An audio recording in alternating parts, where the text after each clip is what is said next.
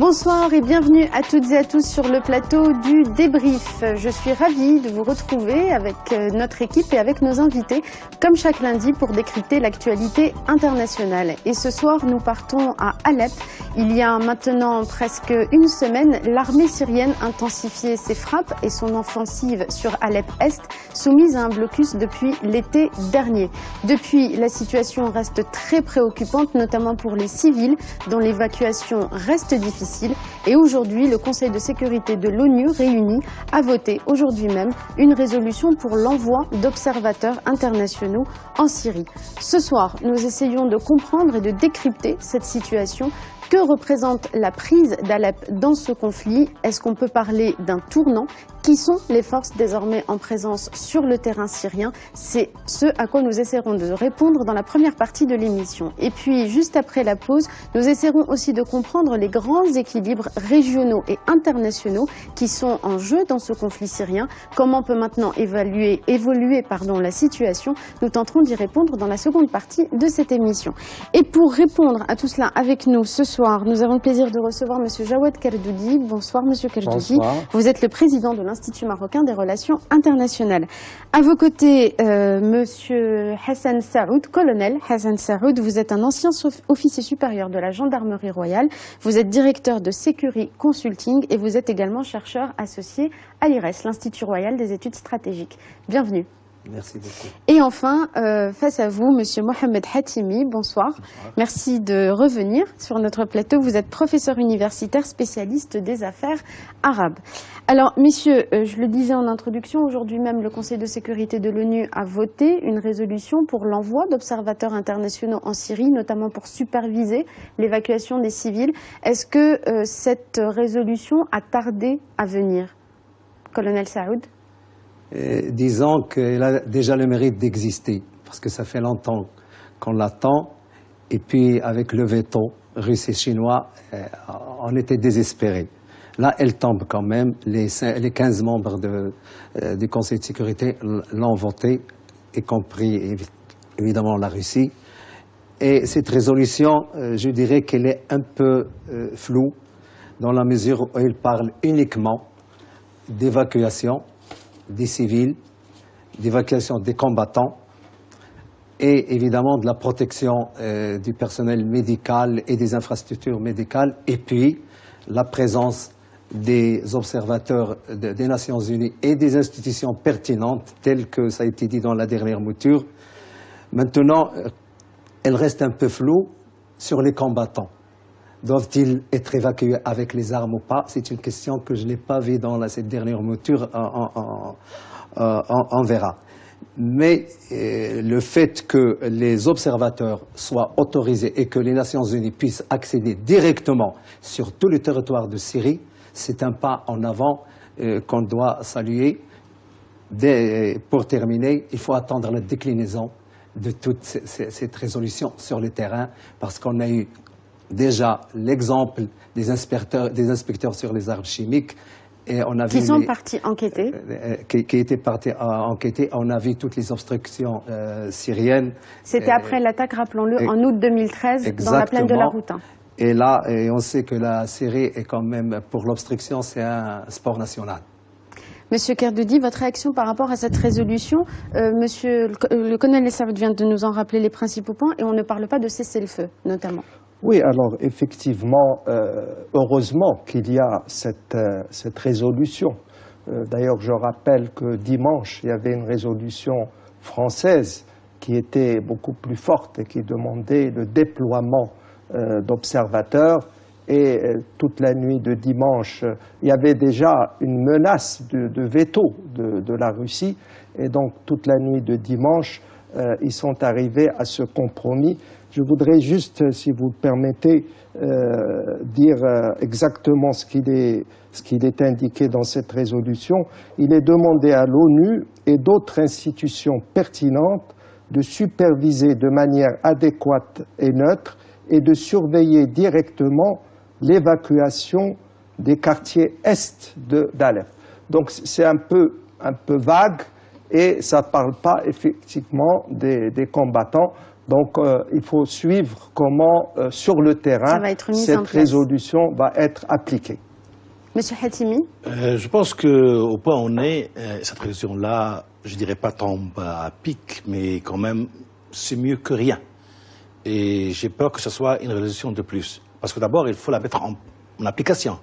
Et toute la difficulté, on le sait, c'est de mettre des résolutions, comment exécuter sur le terrain. Mais je pense que, comme mes collègues, que l'ONU vient de sauver la face, parce que ce qui s'est passé cette semaine-là était vraiment une gifle pour l'ONU. Maintenant, son secrétaire général, jusqu'au 1er janvier, Ban Ki-moon, l'a dit lors d'une réunion d'urgence sur la situation à Alep le 13 décembre dernier. Il a dit « L'histoire ne nous absoudra pas facilement ». Donc je pense qu'ils ont sauvé la face. Reste maintenant à savoir si, sur le terrain, les combattants sont prêts à aider, à coopérer. Et à réduire cette douleur, cette tragédie que vivent les civils. Alors, par rapport à cette résolution de l'ONU, ensuite on passe à ce qui s'est passé cette semaine à Alep. Est-ce qu'on peut aujourd'hui rêver à une réforme du droit de veto, notamment de l'ONU? Il est demandé depuis 2013, notamment par des pays comme la France et par le Mexique. C'est une réforme donc qui est demandée depuis 2013 et qui stipule que les pays devraient s'engager volontairement et collectivement à ne pas recourir au droit de veto lorsqu'une situation d'atrocité de masse est constatée. Est-ce que, à l'aune de ce qui s'est passé cette semaine à Alep, on peut espérer que cette demande de réforme soit remise sur la table et surtout aboutisse? Vous avez posé la question du cessez-le-feu qui ne figure pas sur le... S'il y figurait, je pense que la Russie aurait opposé son droit de veto. Certainement. Là, parce que ça va lui laisser quand même des elle a marges de opposé manœuvre. Déjà 6 vetos, la Chine 5, elle en a opposé 6 depuis le début du conflit syrien. Nous en sommes déjà à 6 vetos russes. Concernant la réforme, la question des vetos, vous l'avez rappelé à juste titre, François Hollande, dans un discours devant l'Assemblée nationale, avait proposé un code de conduite. C'est-à-dire que les pays retiraient leur veto automatiquement quand il y a des crimes de masse. Beaucoup d'observateurs jugent que ce n'est pas très jouable parce que ça éviterait aux membres permanents du Conseil de sécurité d'avoir une épée de Damoclès. Rappelez-vous que les vétos, en général, ils sont opposés pour des mauvaises raisons. Soit quand il y a une situation armée, soit quand on a un allié contesté. Et donc, c'est toujours unique. Et il me semble, et d'après tous les observateurs, que cette proposition tarderait à se réaliser, d'autant plus qu'il faut changer un peu la charte des Nations Unies et ça paraît très compliqué à faire. Monsieur Kardudi, votre avis sur la façon de fonctionner de l'ONU, ces vétos à répétition qui empêchent des décisions d'être prises? Est-ce que vous pensez qu'on est un tournant aussi dans la manière de fonctionner de cette instance? Je pense qu'il faut une réforme fondamentale de l'ONU. Voilà une organisation qui a été créée en 1945 suite à la Seconde Guerre mondiale, où ce sont les vainqueurs à cette époque qui ont créé l'ONU et qui ont prévu ce droit de veto qui est terrible parce que ça veut dire qu'un pays sur les 190 que compte l'ONU peut arrêter une résolution. Donc je pense qu'il faut absolument une réforme fondamentale de l'ONU. Le monde en 2016 n'a rien à voir avec le monde en 1945, d'où la nécessité, et il faudrait qu'il y ait véritablement une pression très forte de l'opinion mondiale, parce que ce ne sont pas les 5 membres permanents qui vont faire la réforme, parce que eux, ils en profitent. Donc il faudrait qu'il y ait une pression mondiale, des pétitions, les think tanks et tout ça qui doivent absolument intervenir pour qu'enfin il y ait une réforme de l'ONU et notamment du Conseil de sécurité. Monsieur Hatimi. Je rappelle que les Allemands, ils ont essayé à plusieurs reprises de faire bouger les choses. Le problème, c'est qu'on ne parle de ce changement quand il y a une crise majeure. Or, je pense qu'il faut en parler en temps de calme, de paix. Et ça, comme le disent toujours, je suis d'accord avec mes collègues, c'est que c'est devenu une nécessité. Parce que les règles qui ont géré un monde pendant la fin de la Deuxième Guerre mondiale ne sont plus valables actuellement. Il faut changer. Parce qu'il y a de nouveaux acteurs qui sont eux aussi capables de faire fléchir, d'influencer. Et ces gens-là, et ces acteurs-là, il faut les prendre en considération. Je parle de l'Allemagne, mais je peux parler aussi du Japon, de la Corée, de quelques pays arabes qui peuvent aussi jouer ce rôle-là, surtout les pays du Golfe, de l'Inde. Et ces gens-là, et ces acteurs-là ont maintenant droit de cite au Conseil de sécurité pour, on va dire, jouer un équilibre entre ces 5 qui détiennent ce droit, qui est devenu vraiment, on va pas dire, mais immoral dans son usage. Parfois. Le droit de veto. Juste, il y a un acteur qu'on n'a pas mentionné depuis tout à l'heure, c'est l'Union européenne. Il y a l'ONU, il y a différentes instances, il y a l'Union européenne. Je vous pose la question aussi par rapport à ces acteurs un peu en perte de vitesse. Britta Haji Hassan, qui a été élue en novembre 2015 le président du conseil local de l'Est d'Alep, dans une interview au Monde, au début du mois de décembre, disait ceci: aujourd'hui, notre dernier espoir est dans une solution hors du Conseil de sécurité. Donc c'est vraiment qu'il a entériné l'absence d'espoir concernant les Nations Unies. L'Union européenne, elle, peut et doit jouer un rôle. Elle reste trop en retrait derrière les États-Unis et la Russie. C'est une puissance économique qui doit prendre tout son rôle. Si la volonté existe, c'est possible. L'Union européenne a intérêt à le faire car elle est directement touchée par l'arrivée des migrants syriens. Est-ce qu'aujourd'hui, cette défaite, entre guillemets, ou cette incapacité de l'ONU peut aussi relancer la puissance d'intervention de groupes comme l'Union européenne? Vous venez Colonel de dire, Saoud. Je voulais ajouter quelque chose par rapport au veto. Je rappelle que les États-Unis ont déjà fait 11 vetos pour la question israélo-palestinienne, qui est quand même la centralité dans tous les conflits et qui vient de... C'est pour cela, pour souligner la difficulté des réformes qui est voulue par tout le monde, mais qui reste compliquée. Quant à l'Europe, voilà une puissance économique, mais qui n'est pas un acteur stratégique majeur. Et c'est dommage. Nous, à partir du sud de la Méditerranée, on aurait aimé qu'il soit un équilibre. Mais malheureusement, l'Europe est aphone.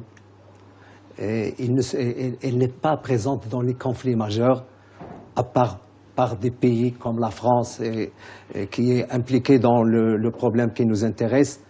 Mais c'est dommage, et d'autant plus que cette Europe-là ne peut pas être un acteur majeur s'il ne fait pas son Europe de défense et de diplomatie, qui est absente. Ces deux piliers-là sont absents au niveau de l'Union européenne et ça ne fera pas d'elle une puissance stratégique. Monsieur Cardoudier. Alors l'Union européenne n'est pas véritablement une organisation politique, c'est plutôt une organisation commerciale et économique. Elle a été fondée là-dessus. D'ailleurs, la preuve, c'est qu'il n'y a pas d'armée américaine. Et la preuve aussi, c'est qu'il n'y a pas une politique commune de l'Union européenne. On l'a vu dans plusieurs conflits, chaque pays, suivant ses propres intérêts, prend position. Et en plus, l'Union européenne, actuellement, a une crise fondamentale. On l'a vu avec le problème de la migration, où il n'y a eu absolument aucune solidarité entre les pays membres de l'Union européenne. On l'a vu avec la sortie de Brexit du Royaume-Uni. Ça veut dire que l'Angleterre, le Royaume-Uni, pense qu'il vaut mieux être en dehors de l'Union européenne. Donc l'Union européenne vit une crise systémique, j'allais dire, et ne peut en tout cas pour le moment jouer un rôle important au Moyen-Orient.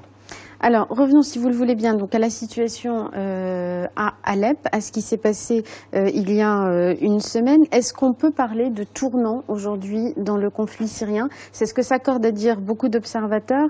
Jean-Dominique Merchin, journaliste à l'Opinion, dans l'émission C'est dans l'air, le 14 décembre, disait « La bataille est terminée, perdue, on est dans les dernières heures, les derniers jours, c'était le 14 décembre. Il reste un réduit de quelques kilomètres carrés. En 15 jours, tout a été réduit. c'est la fin. L'essentiel, c'est que la bataille est perdue pour l'opposition et que ça crée une situation radicalement nouvelle parce que Alep était la bataille essentielle. Est-ce que vous partagez cet avis, colonel Saoud? Alep, c'était la bataille essentielle? Tout à fait. Qui occuperait, ça a été déjà dit, Alep gagnerait la guerre et c'est, en l'espèce, nous sommes dans ce cas de figure. Voilà une ville importante stratégiquement, économiquement et au niveau aussi symbolique. Et rappelez-vous que c'est quand même un patrimoine humanitaire. Une des plus anciennes médinas du monde. Et donc, à ces égards-là, elle est importante.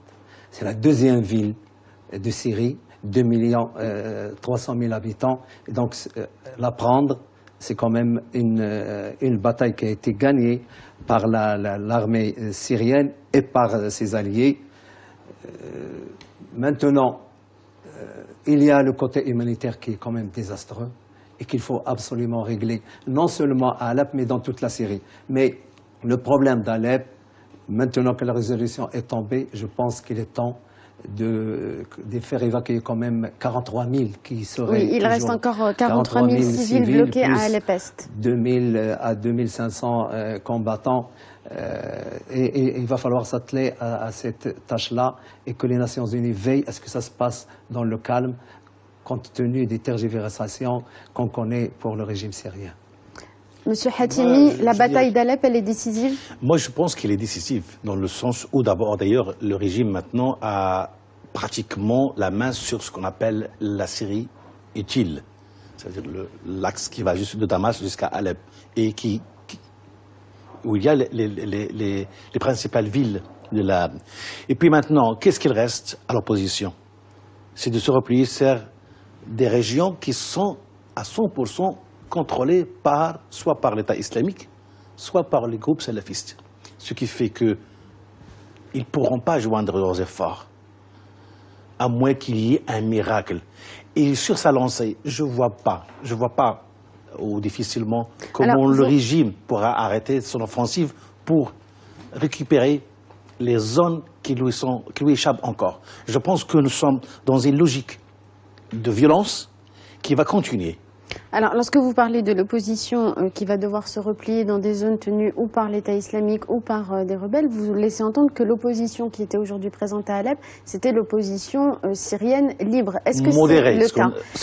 Qui étaient les groupes en présence et qui tenaient Alep-Est? Est-ce que c'était encore majoritairement l'opposition issue de l'armée syrienne libre, des débuts du conflit, ou est-ce qu'ils ont été très vite supplantés par des milices radicalisées? C'était au départ l'armée syrienne libre, malheureusement, supplantée par la suite par des mouvements radicaux tels Al-Nusra, tels Ahrar Sham, qui sont classés quand même comme mouvements terroristes. C'est ça qui a fait un peu basculer certaines décisions, même au niveau occidental, à partir du moment où l'armée syrienne libre a été absorbée. Il ne reste plus à Idlib maintenant que Al-Nusra, l'ex-Al-Nusra et Ahrar Sham. C'est ça qui reste à Halab. Est-ce que vous voulez dire qu'aujourd'hui on est dans un face-à-face entre le régime de Bachar el-Assad et des factions islamistes radicales? On peut dire ça comme ça. Moi, Monsieur Hatimi, ensuite Monsieur Kardoudi. Ce que je voudrais dire, c'est que dorénavant, le régime Assad a devant lui des terroristes. Et je ne vois pas comment la communauté internationale va lever la voix ou le doigt pour protéger ces gens-là. Puisque, selon la logique américaine... C'est un ennemi indéfendable. Indéfendable. Et j'ai peur que vraiment il y aurait un massacre. C'est pour ça que je suis très réticent. J'ai peur que les jours à venir seront beaucoup plus douloureux que ceux que nous avons. On va envisager dans un instant les différents scénarios possibles. Monsieur Kardoudi. Non, alors pour répondre à votre question, comme ont dit mes collègues, effectivement, la chute d'Alep est une inflexion dans la question syrienne. Et je voudrais, si vous permettez, très rapidement dire le gâchis qu'a subi la Syrie depuis, je rappelle qu'en mars 2011, suite au déclenchement du printemps arabe, que demandaient les Syriens? il demandait un peu plus de liberté, un peu plus de dignité, un peu plus de démocratie.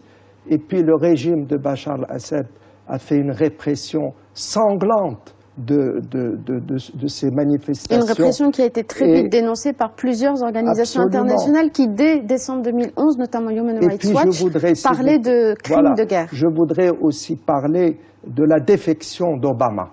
Parce que, rappelez-vous, il avait parlé de la ligne rouge, les armes chimiques, et en août 2013, eh ben, il a renoncé à attaquer la Syrie.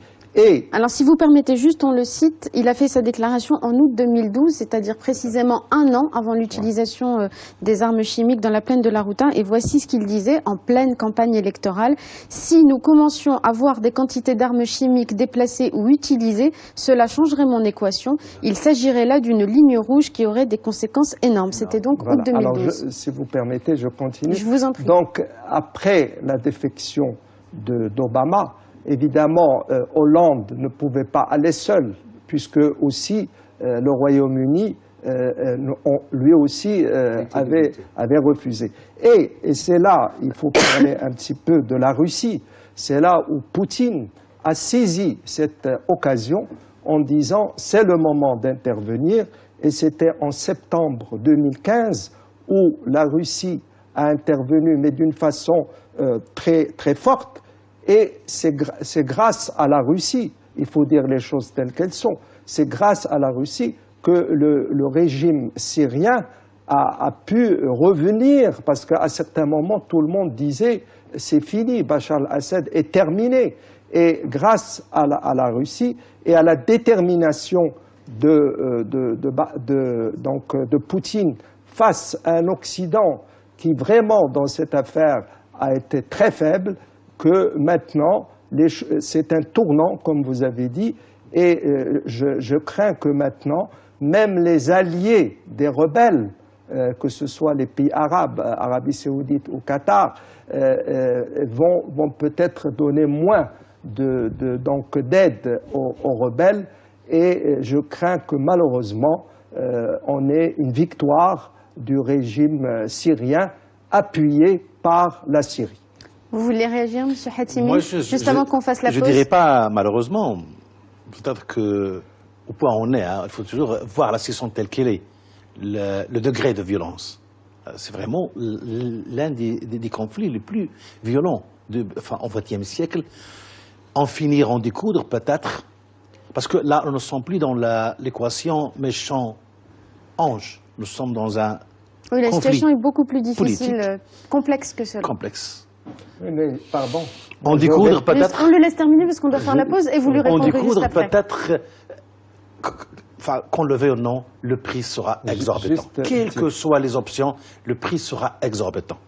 Non, oui, je voudrais vous terminez, juste, M. Kerbedi, on fait une pause. Pour terminer, quand je dis malheureusement, j'aurais préféré pour la Syrie une solution à la tunisienne, c'est-à-dire une victoire de ceux qui veulent effectivement la démocratie, l'état de droit, plus de liberté. Et je le dis, et je persiste à le dire, c'est malheureux que le résultat ne soit pas ce qu'on attendait après le printemps arabe.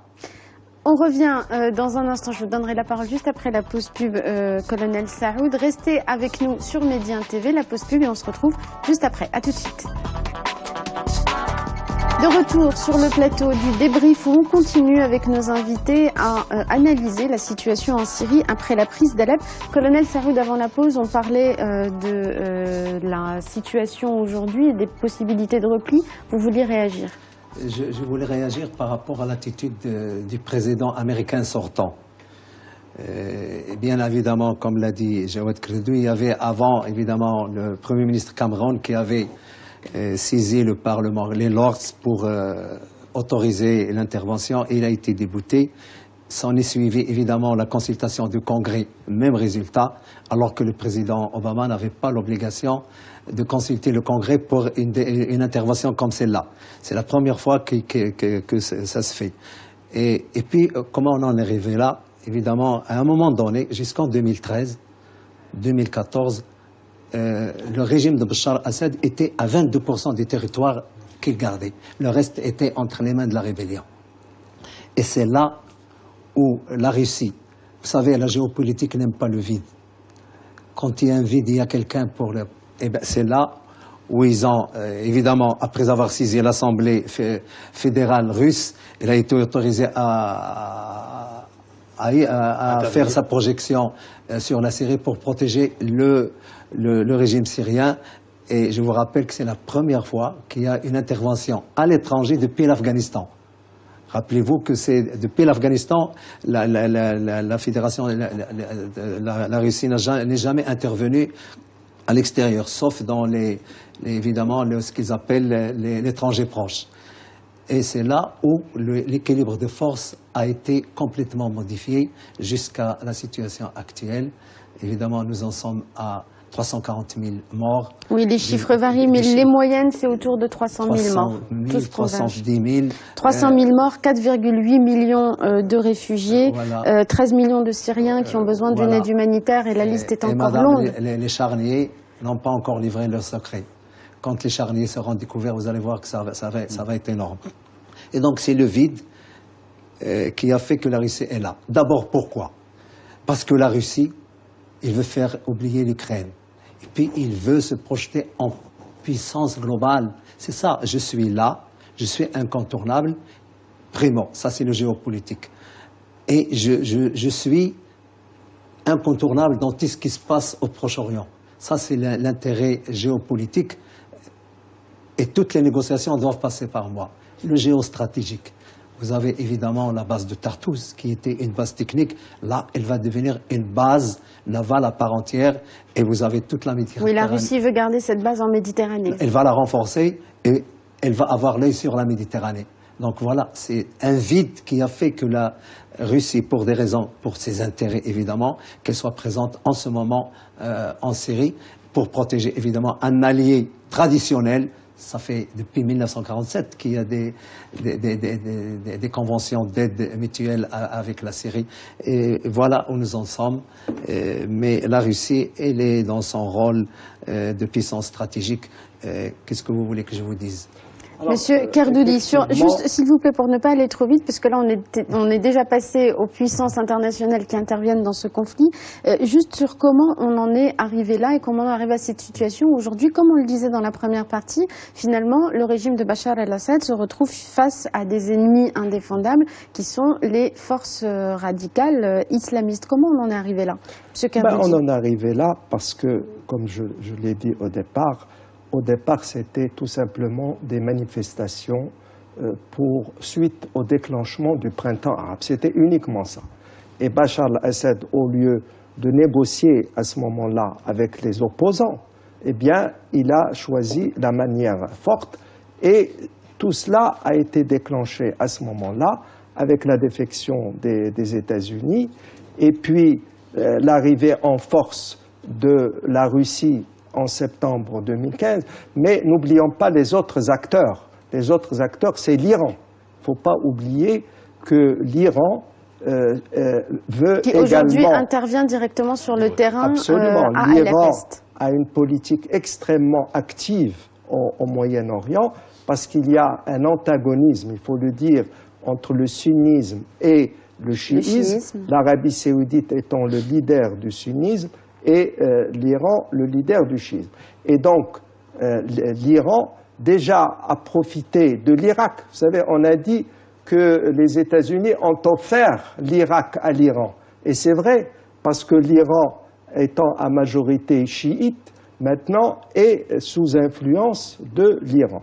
Et l'Iran veut aussi avoir une influence sur la Syrie, d'où l'intervention de la Syrie, alors que la Turquie, pour terminer, a eu une position, au départ, elle a beaucoup aidé les rebelles, parce qu'elle voulait le départ de Bachar el-Assad, et puis, vu que les événements ont changé, maintenant, elle s'acoquine un petit peu avec la Russie, alors qu'au départ, elle était contre le départ Et enfin, pour terminer, il y a l'Arabie saoudite et Qatar qui, eux, soutenaient également les rebelles parce que il voulait le départ de Bachar el-Assad. Donc c'est tous ces événements-là qui ont fait que nous sommes dans une situation maintenant où il semble qu'à moins qu'il y ait d'événements extraordinaires, que c'est plutôt la partie, c'est le régime de Bachar el-Assad appuyé massivement par la Russie qui va gagner. Monsieur Hatimi. Juste pour donner pour rendre la chose beaucoup plus claire et reprendre ce que vient de dire M. Koloudi, c'est que nous sommes en présence de trois guerres, trois conflits qui s'imbriquent et qui sont entre eux.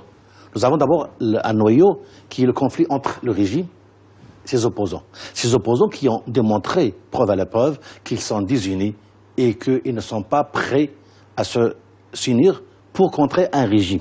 Donc nous avons ce noyau-là. Autour, il y a un conflit régional que l'on voudrait faire croire qu'il est entre le sunnisme et le chiisme, alors qu'il est beaucoup plus grave que celui-là. C'est entre la Turquie, l'Arabie Saoudite et le Qatar et l'Iran. L'Iran qui a aussi ses pions dans la région. On parle de Hezbollah. Et puis nous avons une autre coquille celle-là beaucoup plus compacte, c'est celle des grandes puissances. Nous avons une Europe, moi j'aime bien cette image, il dit c'est une puissance herbivore dans un monde carnivore, où il ne peut donner que des leçons de droits de l'homme alors qu'il n'a pas les moyens. Des États-Unis qui se sont out, et une Russie, et je reprends ce que vient de dire mon colonel, c'est que vraiment, profitons de cette situation-là. Il veut refaire la politique de l'Union soviétique. La Russie, d'abord, il ne cherche pas ni gloire ni rien, il cherche un fait accompli. Peu importe, il est prêt à faire le sale boulot à côté de l'autre. Deuxièmement, et ça c'est très important, c'est que Poutine, si on voudrait rendre une personne responsable, Poutine, il applique en Russie ce qu'il applique chez lui. C'est-à-dire le rouleau compresseur, pas d'ennemis, pas d'opposants, j'impose mes règles, et c'est ce qu'il est en train de faire maintenant. Il est capable de négocier à la fois avec les États-Unis, avec les Américains, avec les Européens, avec les pays du Golfe aussi, et ils vont imposer leur diktat dans cette région-là. Alors, avec tout ce qui vient d'être dit, sur tous ces acteurs à la fois régionaux, avec leurs oppositions, on a oublié un acteur aussi qui est très important, ce sont les Kurdes, qui déterminent beaucoup la politique turque. Est-ce qu'on peut dire aussi un mot parce que c'est le quatrième protagoniste sur le terrain syrien. Il y a le régime, il y a les opposants rebelles, donc l'opposition libre, et puis les groupes islamistes. Il y a l'État islamique qui vient de reprendre Palmyre, et puis il y a les zones tenues par les Kurdes aujourd'hui. Dans quelle mesure cet acteur-là aussi est essentiel? Pour compléter le tableau, il faut dire que l'Iran est présente physiquement. Les passes d'Aran, oui. Les gardiens de la révolution sont là. Hier, donc il y a une intervention physique de l'Iran sur le terrain syrien. Effective de l'Iran. On a vu le général Soleimani hier à Haleb, comme on l'avait vu du côté de Mossoul. Et donc, la région... La guerre est réelle, elle est réellement engagée. Elle est réelle. Et vous avez ce fameux croissant chiite qui est là. Je rappelle un fait historique. Quand l'ayatollah Khomeini est revenu d'exil en France, il a dit « Cette révolution ne signifie rien s'il n'est pas exportable ». Nous sommes dans ce cas de figure où l'exportation, vous savez, jusqu'au Nigeria, hein, les chiites sont au Nigeria, sont un peu partout, en Afghanistan, au Pakistan, dans toute l'Asie centrale. Et un autre acteur, c'est les chiites du Pakistan et d'Afghanistan, ils sont là. Donc c'est une internationale chiite qui est en train de travailler aussi bien en Syrie qu'en Irak. Maintenant, les Kurdes. Vous savez, les Kurdes, ça fait 4 pays. Vous avez l'Irak, la Turquie, la Syrie et l'Iran. Et ça fait à peu près 45 à 50 millions de Kurdes. C'est un problème très complexe. Et nous avons vu ces acteurs-là, les Kurdes de Syrie, qui ont gardé cette portion-là à la limite de la Turquie, avec une velléité autonomiste. Oui, ils ont repris la ville de Kobané, ils ont été parmi les premiers à repousser notamment l'État islamique. Ils ont été valeureux contre l'État islamique, et vous voyez la bande qui est occupée Alors, qui les soutient aujourd'hui? Les États-Unis? Les États-Unis les ont armés et les ont formés. Et ils les protègent. À un moment donné, la Syrie a voulu faire des frappes aériennes et ils ont été sommés par les Américains de ne pas le faire. Donc ils ont la protection des États-Unis. Et puis il y a un peu les Kurdes d'Irak qui ne sont pas en odeur de sainteté avec les Kurdes de Syrie. Mais là, c'est un autre problème. Le problème kurde, s'il y a une autonomie, une indépendance, ça sera boule de neige jusqu'en Iran et ça sera très dangereux. Ça sera une autre géopolitique dans la région. Monsieur Kardouzi? Alors moi, j'estime que le problème kurde n'est pas si complexe que ça. Voilà une ethnie qui existe. On voit la carte des zones à qui existe. Il y a déjà, il ne faut pas oublier le Kurdistan irakien qui est reconnu par le gouvernement irakien. Je ne vois pas pourquoi cette opposition mais systématique nationaliste de Erdogan contre les Kurdes, alors qu'une solution simple aurait été de leur accorder une autonomie interne, comme le gouvernement irakien a donné une autonomie interne au Kurdistan. Donc cette volonté de Erdogan nationaliste qui avive les tensions et qui fait que il y a des attentats tous les jours alors que la solution aurait été tout simplement de leur accorder une autonomie interne. Donc je condamne personnellement le fait que la Turquie, d'ailleurs même en agissant en dehors de la Turquie, elle, ce qui l'intéresse, c'est les Kurdes, c'est ça qui l'intéresse. La Syrie, tout ça, ça l'intéresse pas. Ce qui l'intéresse, c'est qu'il n'y ait pas d'État autonome kurde en Syrie, pour qu'il n'y ait pas un État kurde en Turquie. Monsieur Hatimi? Je voudrais seulement rebondir ce que vient de dire mon colonel, c'est que l'Iran, il a un projet à long terme. Mais en face, vous avez l'Arabie Saoudite, le Qatar, ils n'ont pas de projet. Il faut bien voir les choses. Ils ont un objectif, c'est faire tomber Assad, mais à sa place, on ne voit pas ce qu'ils veulent. Ce qui fait que vous avez un projet contre un non-projet. Et ça a fait défaut à l'opposition syrienne et il lui a été fatal. Puisque à un moment, ils sont devenus pratiquement, ils faisaient le jeu de plusieurs petites puissances ou puissances régionales, et ce jeu-là ne pouvait pas conjuguer toutes les contradictions. C'est devenu trop difficile, ce qui a ajouté à plus de désunion, à plus de rivalité. Il n'a pas fait sortir de ce lot-là un leader charismatique capable de symboliser cette lutte pour la démocratie, pour un nouveau État, pour un État fort au Moyen-Orient.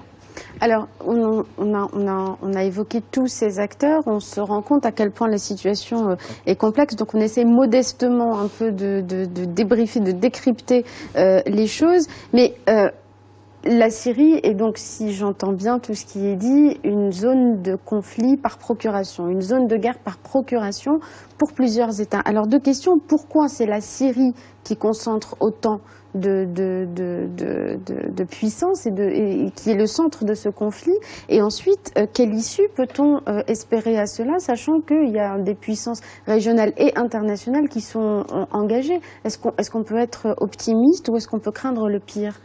Vous savez, comme ça a été rappelé, nous sommes dans des problématiques géopolitiques, géostratégiques exacerbées par le confessionnel. Et c'est ça qui complexifie la situation. C'est trois facteurs aggravants. Aggravants. Et donc, la Syrie, c'est un petit pays, on n'a jamais vu des coalitions sur un territoire aussi petit. Mais qu'est-ce que la Russie, par exemple, voudrait? Je rappelle tout simplement que le ministre des Affaires étrangères russe avait dit tout dernièrement « Nous ne sommes pas mariés avec Assad ». C'est un message. Ça veut dire quoi?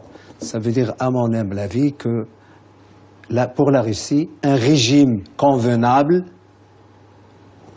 n'est pas à exclure. C'est-à-dire qu'il parle institution. Mais maintenant, le problème, et je pense qu'il est personnifié. Je pense plutôt que c'est la personne même du président Assad qui pose problème. Du moins, une grande partie des problèmes. Pour l'évolution, vous savez, la guerre ne sera pas finie de sitôt. Il reste, la majorité du territoire reste encore à conquérir. Demain, c'est Idlib, peut-être, mais après, il faut aller. Il est aujourd'hui une zone de repli pour les rebelles et pour l'opposition. Ils vont se replier sur Idlib, ils vont se renforcer. Ça va être compliqué parce que c'est pas la même chose que Halab. Ça va être compliqué de regagner tous ces territoires-là. Et donc ça demande du temps. Maintenant, le temps aussi, ça peut arranger des choses pour le cessez-le-feu. Si, à partir de cette résolution d'aujourd'hui, on peut aboutir dans une autre résolution à une surveillance du cessez-le-feu, ça peut arranger les choses. Je suis de nature optimiste, mais là, je me réserve pour dire que ça va être beaucoup plus compliqué qu'avant. Est-ce qu'on peut craindre une radicalisation, c'est ce que vous semblez dire, du conflit avec des rebelles qui vont devenir plus extrêmes et que donc on risque des alliances avec l'État islamique ou avec les forces d'Al-Qaïda présentes sur le terrain pour faire opposition au régime syrien? C'est peut-être un scénario fiction, mais qu'il ne faut pas absolument exclure. En désespoir de cause, je pense que les islamistes, des terroristes qui se disent djihadistes, peuvent s'allier parce que ça a été tenté par El-Baghdadi et ses consorts en Syrie et ça n'a pas marché. Il voulait rassembler toutes les branches radicalistes sous sa coupe et ça n'a pas marché. Mais il ne faut pas l'exclure. Alors, je vous disais ça parce que Dominique de Villepin, l'ancien ministre des Affaires étrangères français, au micro de Europe 1, il y a quelques jours, le 14 décembre, soulignait ce risque en disant « La guerre contre le terrorisme est une absurdité, quelle que soit la façon dont on opère. C'est vrai à Mossoul, en Irak, où l'armée soutenue par la coalition internationale intervient pour déloger l'État islamique, même si c'est un interventionnisme plus ciblé qui prend en compte les civils. Et c'est vrai aussi à Alep, avec un interventionnisme massif de Bachar el-Assad. Loin d'affaiblir les islamistes, de telles interventions militaires le renforcent. Le terrorisme est le vrai victorieux. Il va sortir renforcé de toutes ces batailles. » C'est exact. La violence engendre la radicalisation. Et vous savez, le terrorisme, c'est du fluide. Ils ont une capacité de dissémination terrible. Au pire, ils reviendront au résiduel. C'est ça leur mode d'action préféré. Et ils ont des cibles énormes en Syrie à faire. Nous avons à côté l'Irak, nous avons Mossoul. Et il y a quand même un trait d'union entre les deux capitales, Raqqa et Mossoul. Et je pense que l'avis de Villepin, qui est quand même un personnage qui connaît le problème, est tout à fait judicieux. Et il a raison de dire que ça n'engendrera que de la radicalisation. Monsieur Kardoudi? Alors moi je pense que 2017 sera quand même une année importante pour la Syrie. Déjà le régime de Bachar el-Assad et la Russie pensent qu'ils ont gagné en prenant Alep. Ça y est, ils ont gagné. Et d'ailleurs, je rappelle qu'ils ont prévu une réunion à Moscou qui était prévue le 29 décembre et qui a été avancée au 20 décembre entre la Russie, l'Iran et la Turquie. Donc, ces trois-là sont... Maintenant, on parle de Moscou. Au Kazakhstan. Non, la dernière nouvelle, c'était Moscou. Donc, ils se considèrent comme les vainqueurs, si vous voulez, de la guerre. Et donc, ce qu'ils vont essayer de faire... Donc, Alep était bien un tournant. C'est de faire, si vous voulez, une solution politique avec Bachar el-Assad. Parce que maintenant, il n'est plus question que Bachar el-Assad parte. Ça, j'en suis absolument sûr. En essayant peut-être d'avoir d'autres parties prenantes de la Syrie et essayer, je dis bien essayer, en 2017, de trouver une solution politique, ce qui n'est pas sûr du tout. Est-ce que vous partagez cet avis qu'on peut aller vers une sortie de crise ou est-ce qu'au contraire les choses risquent de se compliquer? On a appris aujourd'hui l'attaque contre l'ambassadeur russe en Turquie, à Ankara. Il est décédé suite à une attaque armée contre lui.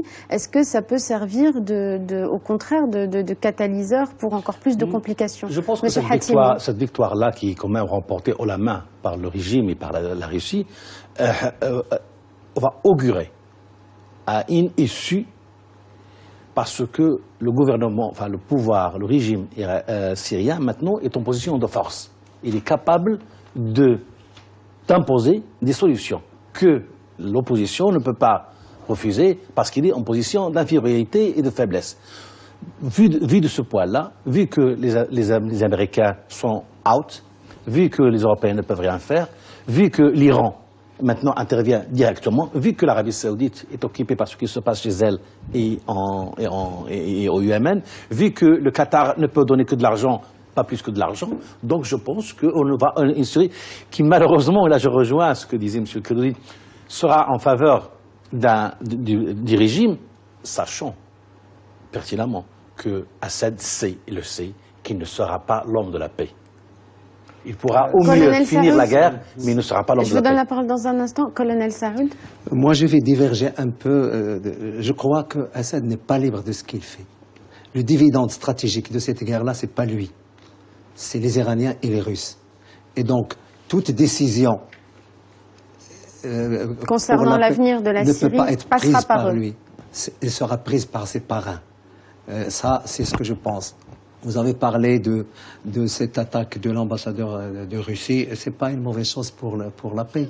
Ça risque d'exacerber beaucoup de choses. Ça risque aussi d'aviver une tension entre la Turquie et la Russie. À mon sens, ce n'est pas pour apaiser. Déjà mais là, quand même, ils sont très proches. Mais ce n'est pas un bon signe. Il faut attendre de voir qui revendique pour se faire une idée. Monsieur Kerdoudi, ce sera le mot de la fin.